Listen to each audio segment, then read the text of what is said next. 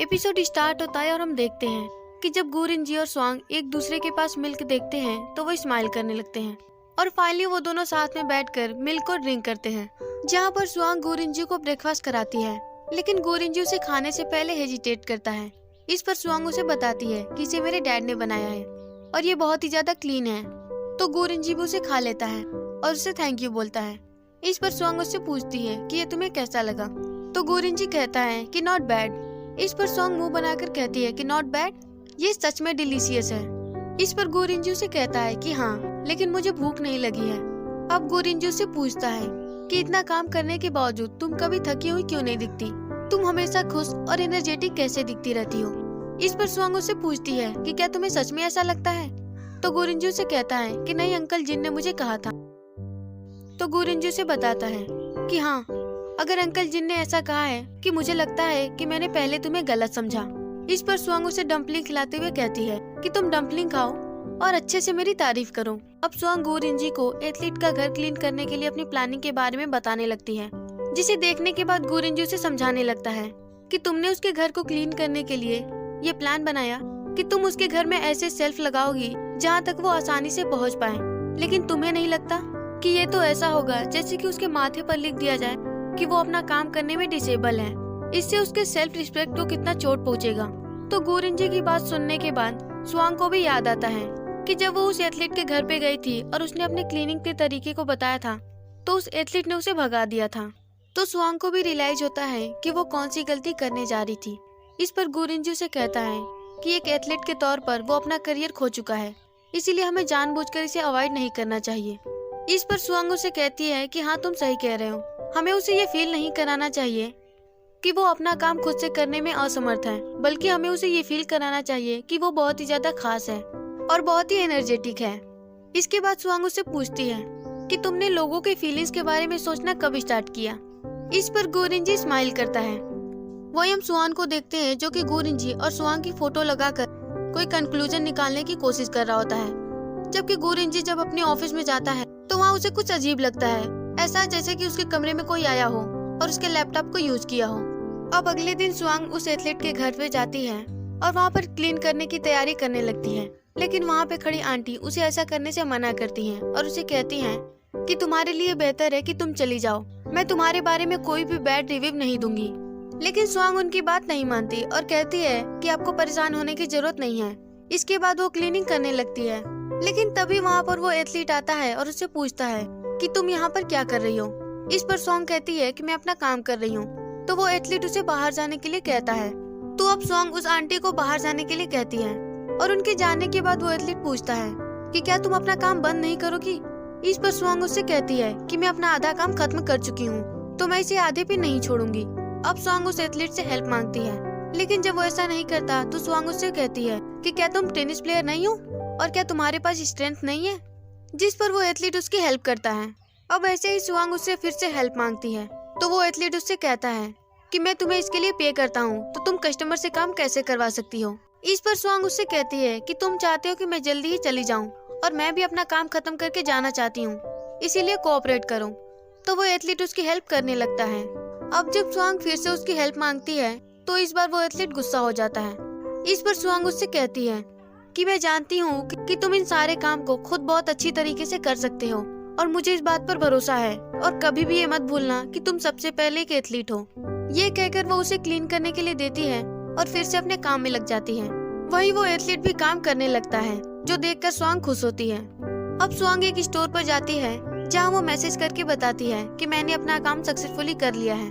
अब जब वो स्ट्रॉबेरी मिल्क शेक खरीदती है तभी वो सेल्स गर्ल एक लड़के से कहती है कि आप इसे नहीं खरीद सकते, आपको इसके बदले में कुछ और लेना होगा।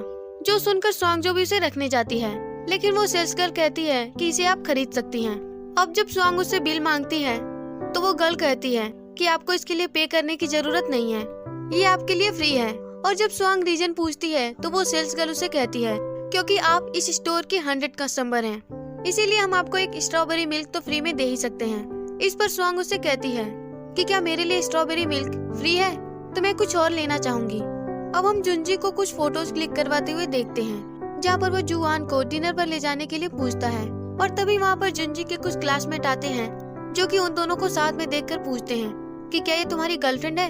इस पर वो दोनों ना कहते हैं। इस पर उसके क्लासमेट कहते हैं कि हमने तुम्हारी बहन को देखा है, वो तो बहुत ही ज्यादा छोटी है। तो जुंजी कहता है कि तुम मेरी बहन का मजाक कैसे बना सकते हो। अब जुआन उन्हें बताती है कि मैं इसकी बहन की बचपन की दोस्त हूँ। अब वो सभी कहते हैं कि हम साथ में खाना खाने जा रहे हैं, तो तुम भी हमें ज्वाइन कर सकते हो, जिस पर ये दोनों मान जाते हैं। वहीं गोरेंजी जब अपने केबिन में आकर बैठता है तो तभी अचानक से लाइट चली जाती है। तो वो किसी को कॉल करके इसे रिपेयर करने के लिए कहता है, जो कि उसे 15 मिनट में आने के लिए कहते हैं। अब गोरेंजी स्वांग के पास कैंडल लेकर आता है तो स्वांग उससे पूछती है कि तुम यहाँ क्या कर रहे हो। इस पर गोरेंजी उसे कहता है कि शायद लाइट चली गई है और तुम यहाँ पर हार्ड वर्क कर रही हो, इसीलिए मैं कुछ लाइट लेकर आया हूँ। इस पर स्वांग उसे बताती है कि इलेक्ट्रिसिटी जाने की वजह से कंप्यूटर काम नहीं कर रहा और अब तो मैं घर जा रही हूँ। अब वो उसे बताती है कि अगर वो जाने में लेट हुई तो उसकी बस मिस हो जाएगी। इस पर गोरेंजी उससे पूछता है कि यहाँ तो कोई बस स्टॉप है ही नहीं। तो स्वांग उसे कहती है कि हाँ, पहले मैं शेयर बाइक लूंगी और उसके बाद बस स्टॉप, और अगर मैं लेट हुई तो मुझे शेयर बाइक नहीं मिलेगी। तो गोरेंजी उसे कहता है कि फिर तुम टैक्सी से क्यों नहीं जाती। तो स्वांग उसे बताती है कि टैक्सी बहुत ही ज्यादा एक्सपेंसिव होती है और वो इतने से सैलरी में उसे अफोर्ड नहीं कर सकती, जिसे सुनकर गोरेंजी को बुरा लगता है। तो स्वांग सोचती है कि शायद ये जानने के बाद गोरेंजी उसकी सैलरी बढ़ा दे, लेकिन यहाँ तो उल्टा ही होता है, जहाँ गोरेंजी उसे कहता है कि ठीक है तुम जल्दी घर जाओ, जो सुनकर स्वांग अपसेट हो जाती है। अब वही हम जुंजी और जुआन को खाना खाते हुए देखते हैं, जहाँ पर उसके क्लासमेट उसे ड्रिंक करने के लिए पूछते हैं तो जुंजी उन्हें मना करता है। तो वो उसे कहते हैं कि क्या तुम जुआन के सामने ड्रिंक करने से डर रहे हो। इस पर जुंजी उसे कहता है कि मैं किसी से नहीं डरता, और वो ड्रिंक करने के लिए मान जाता है।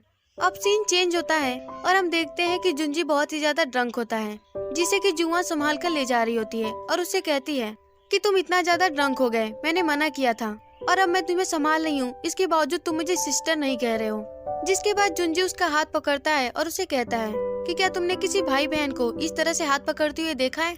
तो जुआन ये कहकर जाने लगती है कि मैं तुम्हें सोबर अप करने के लिए एक बोतल पानी लेकर आती हूँ, लेकिन जुंजी उसे रोकता है और उसके क्लोज जाकर कहता है कि तुमने मेरे क्लासमेट के सामने ये क्यों कहा कि तुम मेरी सिस्टर हो। इस पर जुआन उसे कहती है कि मैं तुम्हारी सिस्टर ही हूँ और तुम्हें अभी ग्रो अप करने की जरूरत है। तो जुंजी उसे कहता है कि तुम मुझे बच्चे की तरह ट्रीट क्यों करती हो। अब जुआन उसे कुछ कहने वाली होती है, इससे पहले ही जुंजी उसे किस कर देता है और उसे कहता है कि मैं तुम्हें लाइक करता हूँ। इस पर जुआन उसे कहती है कि तुमने कहा कि तुम ड्रंक नहीं हो तो तुम खुद ही घर चले जाना। ये कहकर वो वहाँ से भाग जाती है। अब हम गोरेंजी को बस स्टॉप पर देखते हैं, जो कि वहाँ पर खड़े होकर सोच रहा होता है कि जब स्वांग उसे मिलेगी तो वो उसे क्या बहाना बनाएगा। जबकि डोंगसन उसे कहता है कि ये तो बस स्टॉप है और यहाँ से ऑफिस बहुत ही ज्यादा दूर है, जो कि 20 मिनट का रास्ता है, तो मैं आपको यहाँ पर नहीं छोड़ सकता। लेकिन गोरेंजी उसे इट्स ओके कह के जाने के लिए कहता है, तो डोंगसन चला जाता है और तभी उसे शेयर बाइक दिखती है तो उसे स्वांग की बात याद आती है। तो वो इस शेयर बाइक का कोड स्कैन करता है और उसे क्लीन करने लगता है। लेकिन तभी वहाँ पर एक लेडी आती है और उसे बाइक लेना चाहती है, जिस पर गोरेंजी उसे बताता है कि वो उसे ऑलरेडी ले चुका है, तो वो चली जाती है। तभी स्वांग वहाँ पर आती है और उससे पूछती है कि मिस्टर गु आप यहाँ क्या कर रहे हैं। तो गोरेंजी से कहता है कि मैं बस यहाँ से गुजर रहा था। अब स्वांग उससे पूछती है कि आपकी कार कहाँ है। तो गोरेंजी झूठ बोलकर कहता है कि वो रिपेयर के लिए गई है। तुम यहाँ से ऑफिस जाने के लिए हमेशा शेयर बाइक लेती हो ना, तो तुम्हें जल्दी ही चलना चाहिए। इस पर स्वांग उसे कहती है कि ये तो बहुत अजीब है, जब भी मैं यहाँ पर आती हूँ तो यहाँ पर कोई शेयर बाइक नहीं होती है, लेकिन आज यहाँ पर है। ये कहने के बाद वो अपनी बाइक का लॉक खोलती है। तो गोरेंजी से पूछता है कि तुम मुझसे क्यों जा रही हो। इस पर स्वांग उसे बताती है कि जब भी मैं यहाँ पर आती थी तो यहाँ पर कोई शेयर बाइक नहीं होती थी, इसीलिए मैंने अपने भाई को कहकर एक बाइक खरीद ली। अब वो गोरेंजी को जल्दी से उस बाइक को स्कैन करने के लिए कहती है। इस पर गोरेंजी से झूठ बोलकर कहता है कि मेरे पास स्कैन करने के लिए कोई ऐप नहीं है। जिसके बाद स्वांग उसकी तरफ स्माइल करके देखने लगती है। तो गोरेंजी सोचता है कि कहीं इसे पता तो नहीं चल गया कि मैं इसका इंतजार कर रहा था। जबकि स्वांग उससे पूछती है कि क्या तुम्हें बाइक चलाना नहीं आता। तो गोरेंजी कहता है कि हाँ मुझे बाइक चलाना नहीं आता। अब स्वांग उसे कहती है कि चलो मैं तुम्हें ड्रॉप कर दूंगी। तो गोरेंजी उसकी बाइक पर बैठ जाता है। अब फाइनली ये लोग ऑफिस पहुंच जाते हैं, जहाँ पर स्वांग उससे पूछती है कि आपकी कार रिपेयर होकर कब आएगी। तो गोरेंजी उसे कहता है कि कुछ समय लगेगा। इस पर स्वांग उसे कहती है कि अगर आपको कहीं जाना हो तो आप मुझे ड्राइव करने के लिए पूछ सकते हैं। जो सुनकर गोरेंजी खुश होता है और तभी डोंगसन उसकी कार लेकर आ जाता है और गोरेंजी से कहता है कि आपने मुझे बस स्टॉप के आगे चक्कर लगाने के लिए कहा और आप वहाँ से चले क्यों आए। ये सुनकर सियोंग शॉक होती है और उससे पूछती है कि आपकी कार तो टूट गई थी। इस पर गोरिंजी डोंगसेन से कहता है कि कार तो बहुत जल्दी रिपेयर हो गई, लेकिन डोंगसेन को तो कुछ समझ ही नहीं आता। तो वो कहता है कि आपकी कार रिपेयर के लिए कब गई थी, ये तो हमेशा से सही थी। तो गोरिंजी उससे पूछता है कि क्या तुमने मुझे नहीं कहा कि कार टूट गई है। इस पर डोंगसेन कहता है कि मैंने तो कभी नहीं कहा। तो अब गोरिंजी स्माइल करके देखने लगता है। वही स्वांग स्टोर पर जाकर फिर से स्ट्रॉबेरी मिल्क खरीदती है, तो वो गर्ल उससे मिल्क शेक के पैसे नहीं लेती। और जब स्वांग ऐसा करने की वजह पूछती है तो फिर से वो गर्ल बहाना बनाती है। और जब स्वांग उससे जोर देकर पूछती है तो वो गर्ल उसे बताती है कि कभी कभी कपल्स ऐसी चीजें करते रहते हैं। तुम्हारा बॉयफ्रेंड कितना ज्यादा अच्छा है। अब यहाँ पर हमें एक फ्लैशबैक दिखाया जाता है कि गोरिंजी स्ट्रॉबेरी मिल्क की सारी बॉटल उस गर्ल को देता है और उसे वहाँ स्टोर करने के लिए कहता है, और उससे कहता है कि जब भी स्वांग वहाँ पर आएगी तो वो स्ट्रॉबेरी मिल्क उस स्वांग को दे दे। इस पर वो गर्ल पूछती है कि वो कैसी दिखती है, तो गोरिंजी उसे उसकी फोटो दिखाता है। अब वो गर्ल पूछती है कि क्या वो आपकी गर्लफ्रेंड है, तो गोरिंजी उसे कहता है कि नहीं, वो मेरी एम्प्लॉई है। अब स्वांग स्ट्रॉबेरी मिल्क लेकर ऑफिस में आती है तो देखती है कि सभी लोग आपस में बात कर रहे होते हैं। और जब वो गोरिंजी के पास जाकर उसे मिल्क देती है तो गोरिंजी मिल्क शेक लेकर थैंक यू बोलकर चुपचाप चला जाता है। तो स्वांग डोंगसेन से पूछती है कि उसे क्या हुआ है, तो डोंगसेन उसे बताता है कि बीजे ग्रुप ने डील जियांग वेंसी की कंपनी को दे दिया है, इसीलिए गोरिंजी बहुत ही ज्यादा डिप्रेस्ड है। अब गोरिंजी अपने घर पे लैपटॉप पर कुछ देख रहा होता है और तभी उसे याद आता है कि उस रात जब वो अपनी केबिन में गया था तो उसे कुछ वियर्ड सा लगा था। तभी डोंगसेन उसे फोन करके बताता है कि बीजे ग्रुप के मिस्टर लिन का शेड्यूल कल के लिए पूरा बिजी है। तो गोरिंजी उसे परसों के बारे में पूछता है तो डोंगसेन उसे कहता है कि वो भी पॉसिबल नहीं है, जो सुनकर गोरिंजी फोन रख देता है। अब स्वांग डोंगसेन से कहती है कि हम इस तरह से वेट नहीं कर सकते। इस पर उवायु भी कहता है कि हाँ, मिस्टर गु इतने स्मार्ट हैं, वो हर काम करने में कैपेबल हैं, तो वो जियांग वेंसी से हार कैसे सकते हैं। इस पर स्वांग उसे कहती है कि हाँ, हमें बीजे ग्रुप को एक रीजनेबल एक्सप्लेनेशन देने की जरूरत है, हम ऐसे ही हार नहीं मान सकते।